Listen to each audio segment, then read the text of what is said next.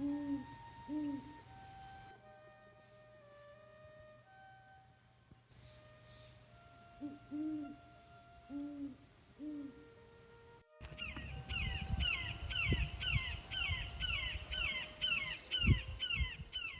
am spending quite a bit of time in the woodshop these days.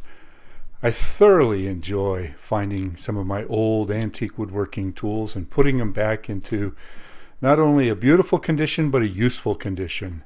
I like to retain the patina of them and a lot of the original aspects, but a tool should be used. I'm also spending a lot of time walking in the woods. These days are feeling a little bit uneasy for me, as it is for a lot of you out there. But one thing that I really like to pay attention to is the state of the forest, the condition of the forest, the health of the forest. And the forest that's closest to me is the woods that I am able to monitor closely.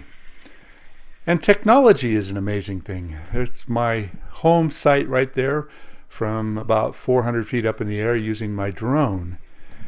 And the drone has proven to me to be an absolutely incredible tool for monitoring my forest.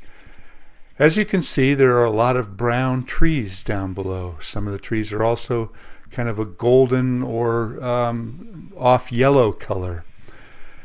And with a little bit of careful observation, you can clearly deduce which of these trees is a dead tan oak, which is a dying tan oak, as well as which of these trees is a dormant tree. Because clearly the black oaks, they've lost all their leaves. They've not leafed out yet. I should probably do the same thing in about a month when all the black oaks are leafed out. There was a dead tan oak. And I like to get in real close to the tree tops because that gives me a better way of viewing into the woods. There's a completely dead tan oak, and way down in the center there is a brown tan oak. That tree has just turned colors. It has not lost its leaves yet. So there is a difference in what's going on, and that's a good way to analyze from the air what percentage of the forest is dying. And you can look at the different species of trees. As I've noted many times in the past, there are about 6 or 7 different tree species that are common in this area of the Santa Cruz Mountains, including the big Douglas fir in the back there. But the tan oak makes up a large percentage of the woods, and they're such an important tree. There's a dead tan oak. That tree goes, it's going to open up my view a little bit, but the 2 adjacent ones on the left of it, those are sick, and they're probably going to die as well. And you can see quite clearly down into the woods the percentage of trees that are dying. So the drone has proven to be a very useful tool for me for a lot of reasons. Here we are back into my little homestead. This is a green spruce, much like the Colorado blue spruce, but it's Colorado green spruce. That's about a 10-year-old tree. And as you can see, it's springtime and the rhododendrons are in full bloom. I thoroughly enjoy looking at life from different perspectives, including with the drone.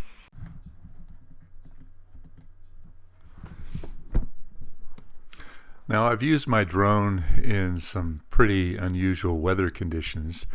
Not rain, but in this case some heavy fog. And it was probably a mistake because the drone came back just soaking wet, and those electronics probably shouldn't be taken out into this environment. I also use it to get in awfully close to some of the trees. I've actually flown it in between branches and up close to the trunk in many cases. So far, knock on wood, I've gotten so lucky.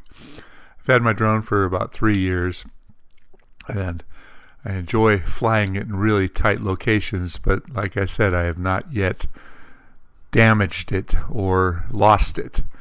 I've had some close calls, though. Well, this is cool.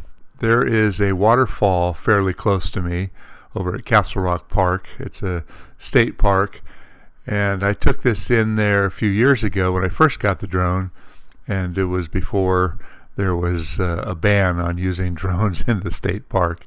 And I wanted to see what the waterfall looked like from the outside in. And there was quite a bit of water in there at this time of the year, but I was still kind of nervous. I didn't want to get too close to the falls. I didn't want some of the moisture to get onto the machine. But boy, you can't get vantage points like this without something like a drone. Sometimes I'm just blown away by what I can see. Technology.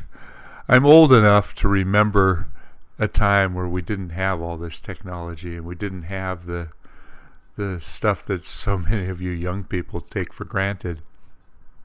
I mean, a drone, you think about it. Be able to put this little flying high definition camera up anywhere you want to, almost. It has limitations, but to see things that you wouldn't normally otherwise see. Well, thanks for taking the time to view this. I hope you're all staying safe out there.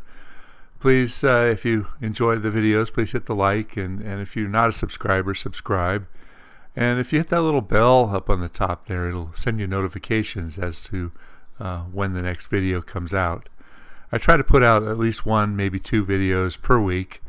My goal is to hit 1,000 videos on trees and tree care, and I'm getting pretty close.